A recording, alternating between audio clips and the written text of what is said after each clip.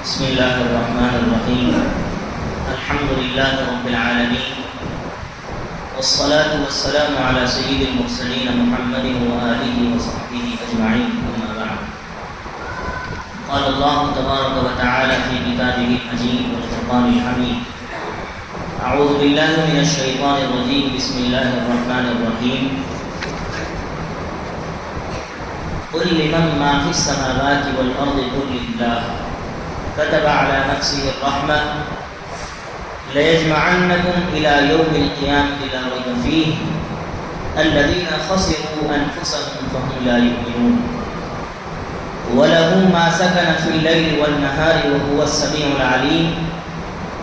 قل أغير الله أتخذ وليا فاطر السماوات والأرض وهو يطعم ولا يطعم. قل إني أمرت أن أكون أول من أسلم ولا تكونن من المشركين. قل إني أخاف إن عصيت ربي عذاب يوم عظيم. من يصرف عنه يومئذ فقد رحمه وذلك الفوز المبين. وإن يمسسك الله بضر فلا كاشف له إلا هو وإن يمسسك بخير فهو على كل شيء قدير وهو القاهر فوق عباده وهو الحكيم الخبير. صدق اللہ العظیم. سورۃ الانعام کی آیت نمبر 12 سے لے کر 18 تک تلاوت کی گئی. سب سے پہلی آیت قرآن حکیم کی آپ نے پڑھا الحمدللہ رب العالمین الرحمن الرحیم مالک یوم الدین.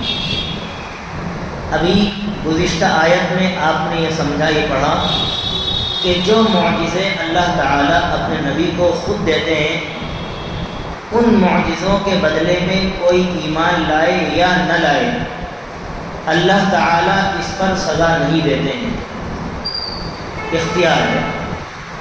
لیکن جس معجزے کی ڈیمانڈ امت کی طرف سے کی جائے کہ ہمیں یہ چاہیے اور اللہ اس کو آسمان سے نازل بھی فرما دے، پھر بھی قوم ایمان نہ لائے تو پھر اللہ اس پر عذاب بھیجتے ہیں.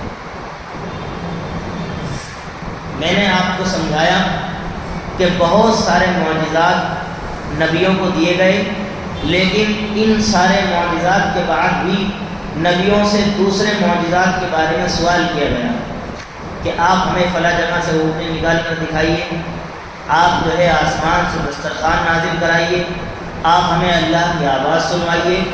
جب اللہ نے ان معجزات کے مطالبے کی وجہ سے ان کی ڈیمانڈ کو پورا کیا، پھر بھی قوم ایمان نہیں لائی تو اللہ نے پھر ان پر عذاب بھیج دیا. ایک دوسری چیز یہ ہے کہ دنیا میں اتنے سارے لوگ اللہ کی نافرمانی کرتے ہیں، اس میں کافر و مشرک بھی ہیں. ایک تو وہ مسلمان ہیں جو مسلمان ہو کر اللہ کی نافرمانی کرتے ہیں، لیکن کچھ لوگ ہیں کافر، وہ اللہ کو اللہ بھی نہیں مانتے. تو پھر ایسے لوگوں کو عذاب کیوں نہیں پکڑ رہا ہے؟ ایسے لوگوں کو عذاب کی گرفت میں کیوں نہیں لایا جا رہا ہے؟ ایسے لوگوں پر اللہ کا عذاب کیوں نازل نہیں ہو رہا ہے؟ اس کا جواب دیا گیا ہے الحمدللہ رب العالمین الرحمن الرحیم. الرحمن میں 5 لفظ ہیں. کتنے لفظ ہیں؟ الف لام تو یہ عربی گرامر کے اعتبار سے ہے، لیکن رحمان میں 5 ہیں. را، حا، میم اور الف بھی لگا سکتے ہیں اور نون. کھڑا زبر سے بھی لکھا جاتا ہے، لیکن اصل جو ہے رحمان الف کے ساتھ، یعنی 5 حرف ہو گئے. اور رحیم را، حا یا میم، اس میں 4 لفظ. قاعدہ کلیہ یہ ہے کہ جبکہ دونوں کا جو مادہ ہے وہ ایک ہی ہے. رحمان بھی رحمت سے آتا ہے اور رحیم بھی رحمت سے آتا ہے. جیسے مثال کے طور پر ساجد اور سجاد دونوں الگ الگ نام ہیں، لیکن دونوں کا مادہ ایک ہی ہے، سجدہ.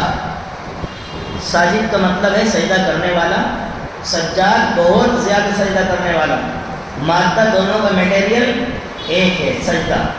ایسے ہی رحمان اور رحیم یہ دونوں لفظ ایک ہی مادے سے آتے ہیں، لیکن ایک میں 5 لفظ ہیں اور ایک میں 4 لفظ ہیں، تو رحمان کے معنی الگ ہوئے اور رحیم کے معنی الگ ہوئے۔ رحمان اور رحیم میں فرق کیا ہے؟ رحمان کے معنی ہے رحم کرنے والا، مہربان، رحیم کے بھی یہی معنی ہے، لیکن فرق کس اعتبار سے ہے؟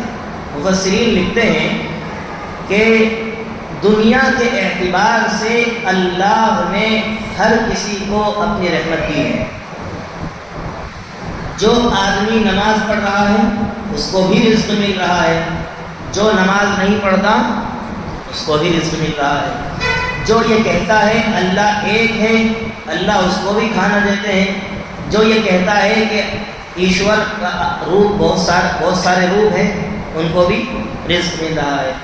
مومن کے کھیت میں بھی بارش ہو رہی ہے اور کافر کے کھیت میں بھی بارش ہو رہی ہے۔ یہی اللہ کی صفت رحمان ہے۔ یہاں دنیا میں سب کو محیط ہے، ہر کسی پر مہربانی ہے، لیکن رحیم جو ہے وہ صرف قیامت کے لیے خاص ہے۔ جب قیامت کا میدان قائم ہوگا اس وقت اللہ کی رحمت کا حصہ صرف مومنین کو حاصل ہوگا۔ میں نے کل بھی یہ بات بتائی تھی کہ دنیا میں تو مومن کافر ایک ہی ساتھ رہتے ہیں، برابر میں ایک کھیت ہے مسلمان کا اور ایک کھیت ہے کافر کا۔ ایسا نہیں ہے کہ صرف مسلمان کے کھیت میں بارش برسے گی، کافر کے کھیت میں بھی بارش برستی ہے، لیکن عالم برزخ میں اور قیامت کے دن اللہ تعالیٰ کہیں گے وَامْتَازُوا الْيَوْمَ أَيُّهَا الْمُجْرِمُونَ، اے مجرموں الگ ہو جاؤ، آج یہاں کیٹیگری ہے، بد کردار کی کیٹیگری الگ ہے اور جو نیک لوگ ہیں ان کی کیٹیگری الگ ہے۔ تو رحمان یہ دنیاوی اعتبار سے ہر کسی کو رحمت اللہ کی حاصل ہے، لیکن رحیم یہ اللہ کی رحمت صرف قیامت میں اسی کو ملے گی جو واقعتاً ایمان والا ہوگا۔ اس کی مثال یوں بھی کہہ سکتے ہیں جیسا کہ قرآن میں ایک جگہ کہا گیا شہر رمضان الذی انزل فیہ القرآن ھدی للناس۔ قرآن ہدایت عام ہے سب کے لیے، ناس کہتے ہیں لوگوں کو، مسلمان نہیں کہا، یہاں مومنین نہیں کہا، متقین نہیں کہا، کیا کہا؟ ھدی للناس، سب کے لیے ہدایت کا سامان ہے۔ ہم مانتے ہیں اس بات کو، قرآن میں سب کے لیے ہدایت، لیکن دوسری جگہ قرآن میں کہا گیا الف لام میم ذالک الکتاب لا ریب فیہ ھدی للمتقین، ھدی للمتقین۔ اب سوال یہاں پیدا ہوتا ہے کہ ایک جگہ قرآن نے کہا ھدی للناس اور دوسری جگہ قرآن نے کہا ہے ھدی للمتقین، یعنی کہ ہدایت متقیوں کے لیے، اور متقی کون ہوگا؟ جو ایمان والا ہوگا۔ متقی کسے کہتے ہیں؟ پرہیزگار کو، نیک کو۔ تو نیک کون ہوگا؟ پرہیزگار، ایمان والا ہوگا نا۔ تو پھر سب لوگوں کے لیے ہدایت کہاں سے ہو گئی؟ اس کا جواب دیا گیا کہ ویسے تو قرآن سب کے لیے ہدایت ہے، لیکن اس کا صحیح فائدہ اسی کو پہنچے گا جو اس پر عمل کرے گا۔ ایک آدمی عمل ہی نہیں کرتا قرآن پر تو اس کو اس کا فائدہ کہاں پہنچے گا؟ لہٰذا جیسا کہ حدیث پاک میں کہا گیا قرآن یا تو تمہارے حق میں دلیل بنے گا یا تمہارے خلاف، جو اس کو پڑھے گا عمل کرے گا اس کے حق میں قرآن گواہی دے گا، اور جو اس کو چھوڑ دے گا قرآن اس کے خلاف گواہی دے گا۔ بالکل ایسے کہ قرآن کی ہدایت سارے لوگوں کے لیے، جین ہو، بدھسٹ ہو، ایتھیسٹ ہو، وہ دلت ہو، ہندو ہو، پارسی ہو، زرتشت ہو، مجوسی ہو، آپ کی پوجا کرنے والا ہو، کوئی بھی ہو، سکھ ہو، ہر کسی کے لیے قرآن کی ہدایت عام ہے، کوئی بھی ہدایت دے سکتا ہے، لیکن صحیح فائدہ کس کو پہنچے گا؟ جو قرآن کی ہدایت کو لینے والا ہو، اس پر عمل کرتا ہو۔ ایک آدمی مانتا ہی نہیں قرآن کو تو اس کی ہدایت کا فائدہ کہاں پہنچے گا؟ یہ ہے بات۔ اس لیے اصل تو قرآن سب کے لیے ہدایت ہے، لیکن صحیح معنی میں ہدایت اس کے لیے متقی کے لیے، جو اس کی بات سن کر اللہ کا خوف اس کے دل میں پیدا ہوتا ہے۔ تو تو رحمان اللہ کی رحمت سب کے لیے ہے، لیکن قیامت میں صرف کس کو ملے گی؟ ایمان والے کو، مومن کو۔ اسی کو کہا الرحمن الرحیم۔ اس کی دلیل بھی ہے، الرحمن الرحیم کے بعد کون سی آیت آتی ہے؟ الرحمن الرحیم کے بعد کون سی آیت آتی ہے؟ مالک یوم الدین، جو روز جزا کا مالک ہے، یعنی روز جزا بدلے کے دن کا، جس دن گناہ گار کو اس کے گناہ کا بدلہ دیا جائے گا اور نیک آدمی کو اس کی نیکی کا بدلہ دیا جائے گا۔ اب رحیم سے اللہ تو یوں بھی کہہ سکتا تھا نا، الرحیم الرحمن، الرحیم الرحمن، لیکن کیا کہا؟ الرحمن الرحیم۔ رحیم کو بعد میں لایا گیا، رحمان کو پہلے لایا گیا۔ تو رحیم سے متصل مالک یوم الدین ہے، اس لیے بھی کیونکہ قیامت کے دن والی جو آیت ہے وہ اس سے کنیکٹڈ ہے، اس سے ریلیٹو ہے، ملی ہوئی ہے۔ اسی وجہ سے یہ رحیم کی جو صفت ہے یہ خاص اس دن کے لیے ہے، جو ایمان لائے گا صحیح معنی میں اللہ کی رحمت قیامت میں اسی کو حاصل ہوگی۔ اب جو ہے اللہ تعالیٰ ایک بات کو اور مزید سمجھا رہے ہیں کہ اس وجہ سے سزا فوراً کافروں کو نہیں ملتی، کیونکہ دنیا میں اس کی رحمت سب کو عام ہے اور اس نے ڈھیل دی ہوئی ہے، جو کرنا ہے کرو، جو کرنا ہے کرو، آخرت میں بخشے نہیں جاؤ گے۔ یہاں تو تم جیسے چاہو کر لو، لیکن قیامت میں ہر کسی کی پکڑ ہونی ہے۔ اب اس بات کو سمجھا رہے ہیں کہ زمین و آسمان میں جو کچھ ہے اسی کا ہے، زمین و آسمان میں جو کچھ ہے اسی کا ہے، یعنی چلنے پھرنے والی چیزیں ہوں یا پھر جو ہے تھمنے والی چیزیں ہوں یا درخت ہو یا پھر جمادات ہو، نباتات ہو، سب اسی کے قبضے میں۔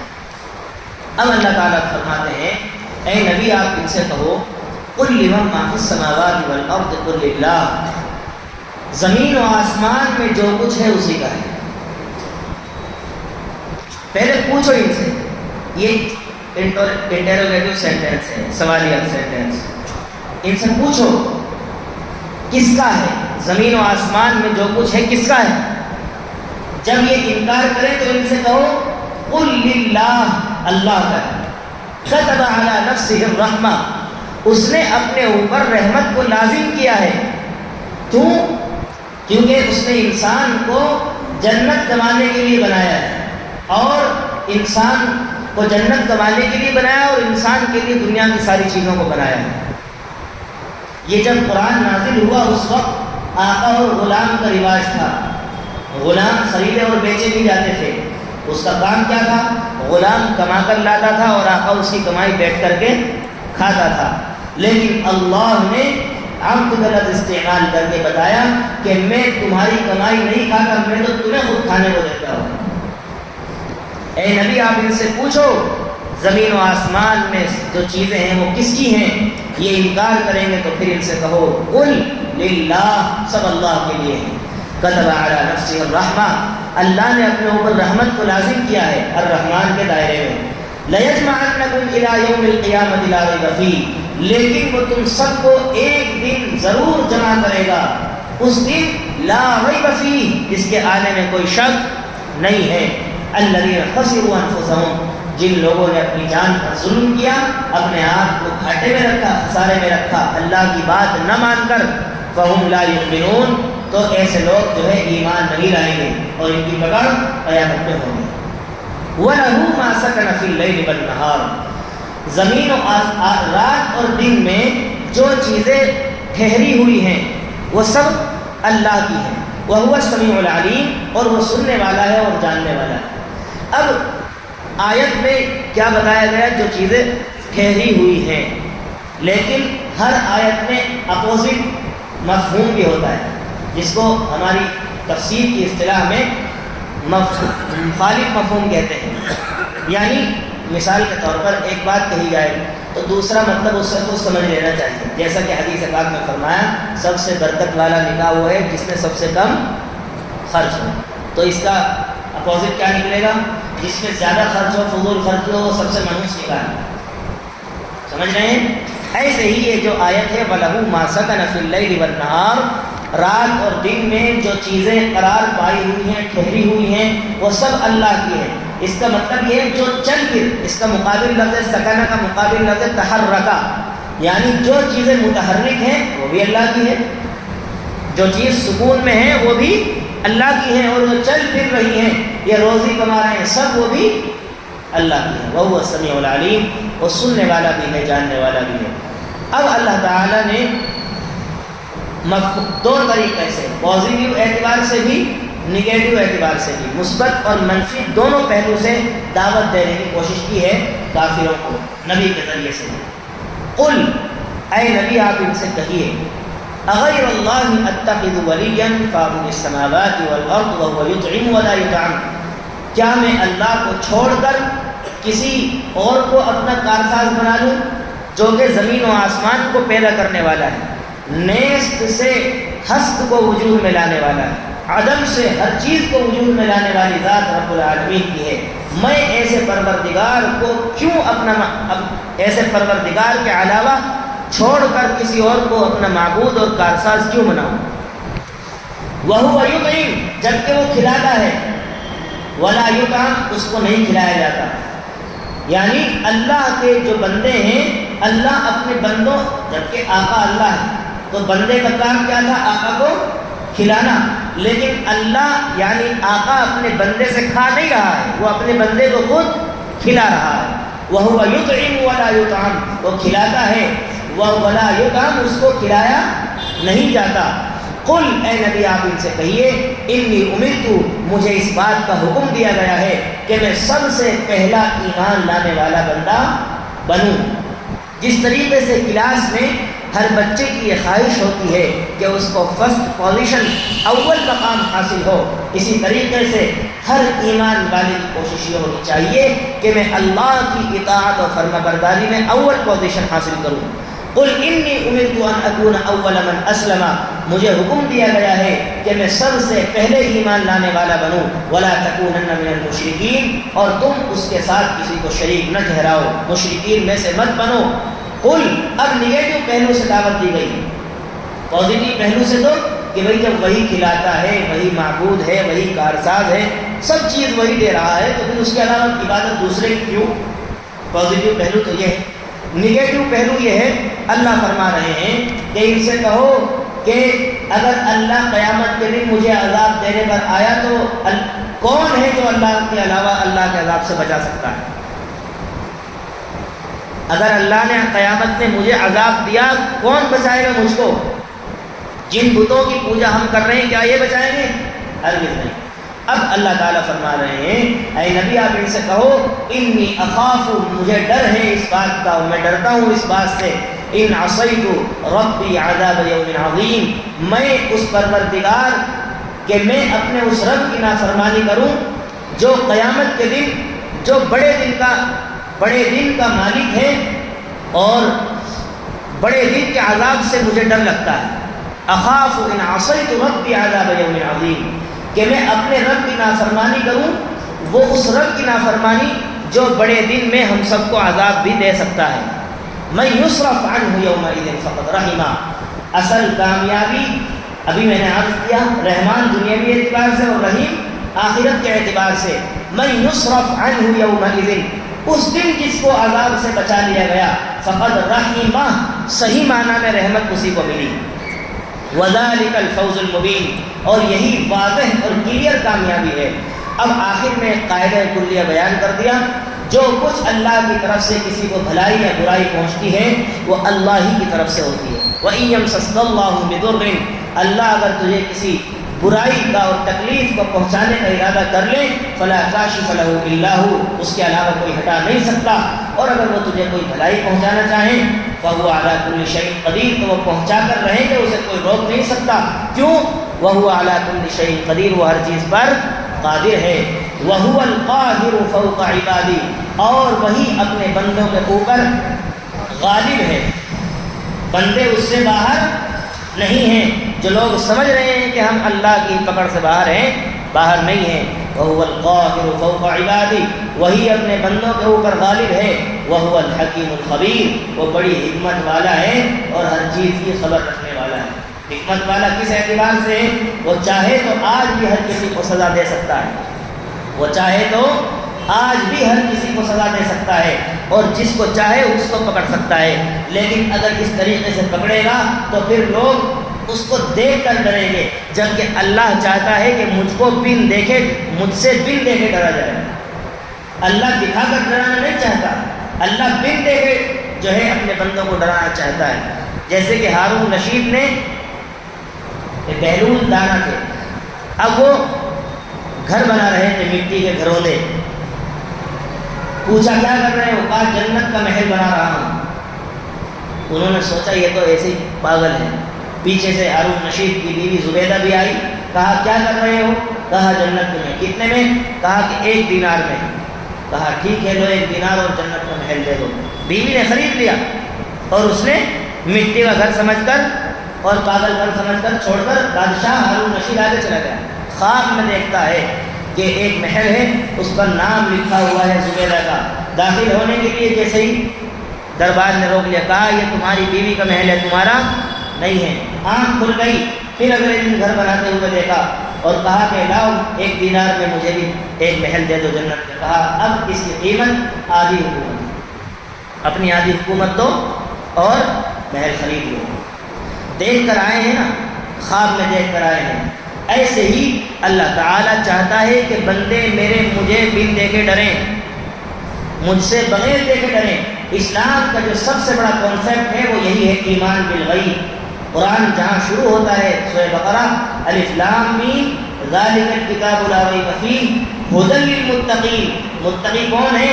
الذین یؤمنون بالغیب، جو غیب پر بن دیکھے ایمان لاتے ہیں، وہی جو ہیں متقی ہیں۔ دیکھ کر ایمان لایا تو کیا لایا؟ بغیر دیکھے ڈرو اللہ سے۔ لہذا اسی لیے اللہ نے اپنے غیب کا پردہ ہٹایا نہیں ہے، وہ حکیم ہے اور خبیر بھی ہے۔ وہ چاہے تو جو آدمی شراب پینے کے لیے بوتل اٹھائے، اس کے ہاتھ کو ایک دم جو ہے طاقت اس کی چھین سکتا ہے۔ اللہ کی حکمتوں پر غور کرو۔ یہ آنکھ ہے، آنکھ یہ اوپر نیچے ہوتی ہے، یہ بھی طاقت سے ہوتی ہے۔ کتنے بچے آپ نے ایسے دیکھے ہوں گے جن کے آنکھ کے پردے کی نس کمزور ہوتی ہے تو ان کی آنکھ بھی پوری کھل سکتی، اور ایک نقص ان کے اندر پایا جاتا ہے۔ دیکھے ہیں ایسے، ایک آنکھ صحیح ہے لیکن دوسری آنکھ میں کوئی نس چھوٹی سی دب گئی ہے، اس کی وجہ سے وہ پوری آنکھ نہیں کھل سکتی۔ یہ سب اللہ نے ہمیں طاقت دی ہے کہ آنکھیں ہماری صحیح معنی میں کھل رہی ہیں اور بند ہو رہی ہیں۔ وہ چاہے تو ہماری آنکھ کی طاقت چھین سکتا ہے۔ یہ ہاتھ جس کو ہم ہلا رہے ہیں، اس کو وہ شل کر سکتا ہے۔ دیکھتے ہیں جن کو پیرالائسس ہو جاتا ہے، وہ ایسے لٹک جاتے ہیں تو کچھ نہیں کر سکتے۔ کون ہے ان میں طاقت دینے والا؟ اللہ کی ذات ہے۔